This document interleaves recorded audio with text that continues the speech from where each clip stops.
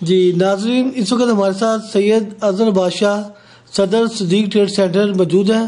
آئیے ان سے پوچھتے ہیں کہ 2 نومبر کو پی ٹی آئی جو اسلام آباد میں دھرنا دے رہی ہے اس حوالے سے وہ کیا کہیں گے۔ یہ جو دھرنوں کا ماحول بنا ہوا پاکستان میں، اس کی وجہ سے ہماری اکانومی تباہ ہو کے رہ گئی ہے۔ میں کینیڈا میں ہوتا ہوں اور وہاں اوورسیز پاکستانی بڑے خوش تھے، سی پیک منصوبہ آیا اور وہ یہاں پر آنے کی پلاننگ کر رہے ہیں، لاکھوں کروڑوں ڈالر کی یہاں انویسٹمنٹ آنا چاہ رہی تھی، مگر یہ دھرنوں کی وجہ سے سب رکی رہ گئی ہیں۔ تو میرا یہ عمران خان اور ان کی پوری ٹیم سے ریکویسٹ ہے کہ آپ ہمارے پر رحم کریں، پاکستانیوں پر رحم کریں اور تاجروں پر رحم کریں کہ ہمارا پاکستان ترقی کرے اور ہمارے جو لوگ یہاں آنا چاہتے ہیں اوورسیز پوری دنیا سے سی پیک منصوبے کے بعد